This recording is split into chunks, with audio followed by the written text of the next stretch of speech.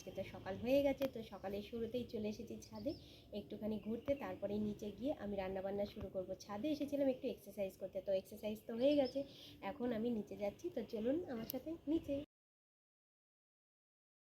এর আগে দুটো আটির ছোলার শাক নিয়ে এসেছিলো, তার ভিতরে একটা আটি তো আগে আমি রান্না করেছি, আর এই আটির ছোলার শাকটা কিন্তু ঘরেই রয়ে গেছিলো, মানে ফ্রিজে রয়ে গেছিলো। এবার আজকে ছাড়াতে গিয়ে প্রায় অনেকটা কিন্তু ছোলার শাক ডান্ডা বা পাতা অনেকটাই বাদ হয়ে গেল, খুব অল্প পরিমাণে নিতে পারলাম।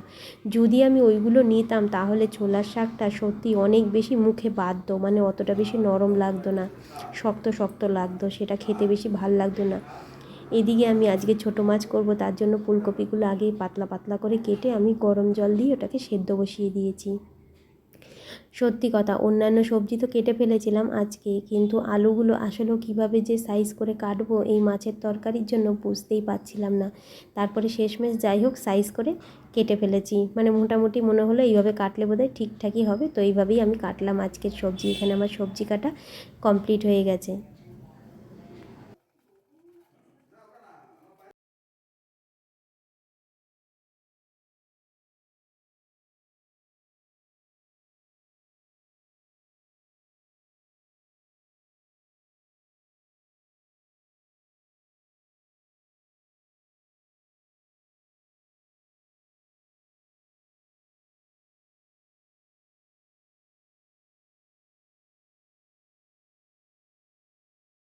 শাকটার কাটা দেখে তো বুঝতেই পারছেন, শাকের পাতাগুলো কিন্তু পাতলা পাতলা হওয়ার জন্য ফ্রিজে থেকে অনেকটাই শুষ্ক শুষ্ক হয়ে গেছে, বেশ কষে ধরে আমাকে মানে করে কাটতে হচ্ছিল। যাই হোক এখানে শাকগুলো আমি লাস্টে প্রায় কেটে নিয়েছি। যাই হোক যেরকমভাবে পেরেছি, শাক কাটা কিন্তু আমার খুব একটা বেশি ভালো না, তো সেটা আমি আগেই স্বীকার করে নিচ্ছি। তো যাই হোক যেভাবে পারলাম শাকগুলো প্রায় কুচিয়ে কেটে নিলাম এখানে।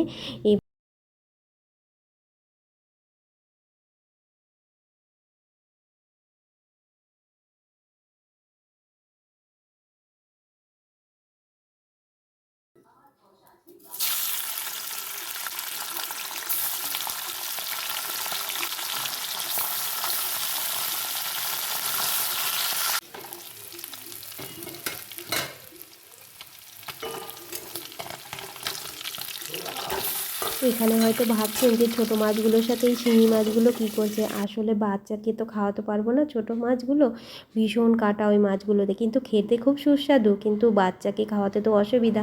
তো তাই এখানে আমি শিঙি মাছ রেখেছিলাম ওর জন্য, একসাথেই তরকারিতে দিয়ে দেবো ওকে, শিঙি মাছটা দিয়ে দেবো, ছোটো মাছটা ওকে দেবো না। এইদিকে আমি আদা আদা কুচি আর হচ্ছে লঙ্কা দিয়ে আমি এই মাছটাকে করছি, সরি শাকটাকে রান্না করছি।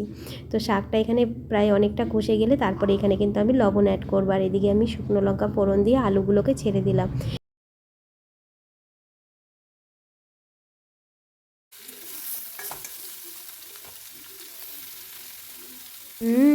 শাকটা হয়ে এসেছে। এইবার আমি কিন্তু এখানে আতপ চাল জলে গুলে এখানে অ্যাড করে দিলাম। আতপ চাল যে কোনো শাকে কিন্তু বেশিরভাগই শীতের শাকগুলোতে যদি আতপ চাল মেশানো হয় তবে কিন্তু এই আতপ চাল মেশানো এই শাকগুলোকে পিঠালি বলা হয়, শাক পিঠালি। তো আজকে আমি ছোলার শাকের পিঠালি করছি। আর এখানে আমি এখন পেঁয়াজটা অ্যাড করে দিয়েছি, পেঁয়াজটা ভালো করে ভাজা হয়ে গেলে তারপরে কিন্তু আমি বাকি সবজিগুলো অ্যাড করব। এখানে আমি শাকটাকে আরেকবার দেখে নিচ্ছি যে শাকটা আসলেও কতটা হয়েছে। শাকটা কিন্তু একটু ভেজা ভেজা থাকবে, খুব একটা শুকনো আমি করতে চাচ্ছি না, তাহলে কিন্তু ভালো লাগবে না, কারণ এমনি ফ্রিজে থাকতে থাকতে এই পাতাগুলো অনেকটাই প্রায় ড্রাই হয়ে গেছিলো, মানে শুষ্ক হয়ে গেছিলো। তারপরে যদি আবার শুকনো শুকনো করে করি তাহলে খেতে অতটা বেশি ভালো লাগবে না।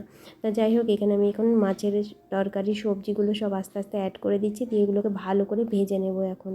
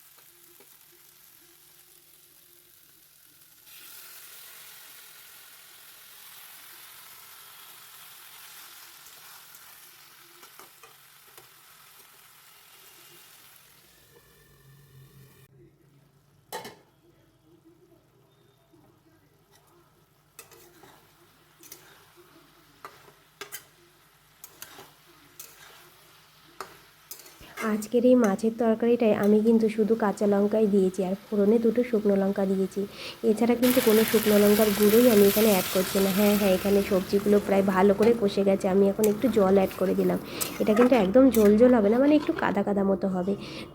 তো আমি তো এইভাবেই বানাচ্ছি, কেমন হয় তা যাই হোক, এখানে এখন ঝোলটা ফুটে গেছে। এবার আমি এখানে আস্তে আস্তে এবার ঝোলটা ভালো করে নেড়ে চেড়ে নিয়ে তারপরে এখানে আমি মাছগুলোকে সব অ্যাড করে দেবো। তোদের জন্য এই যে শিঙি মাছ রেখেছিলাম, আমি যেদিন করবো তোদের 2 টুকরো শিঙি দিয়ে দেবো, বুঝেছিস? খাস মাংস থাকলে 2 টুকরো শিঙি মাছ আমি বাবাকে 2 টুকরো দেবো, তোরা 1 টুকরো খাস।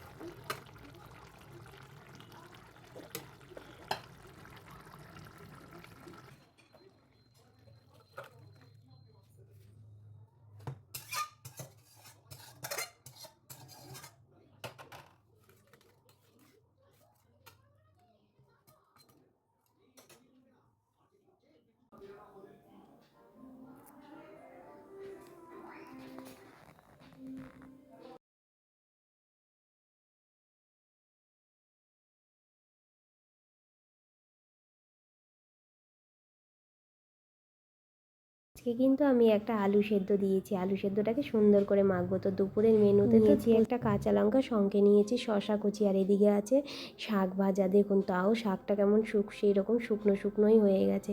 আর এদিকে আছে ছোটো মাছের চচ্চড়ি। আর কোনো সবজি করিনি কারণ কালকের মাংসটা রয়ে গেছে। তো আজকে আসি, দেখা হবে আবার।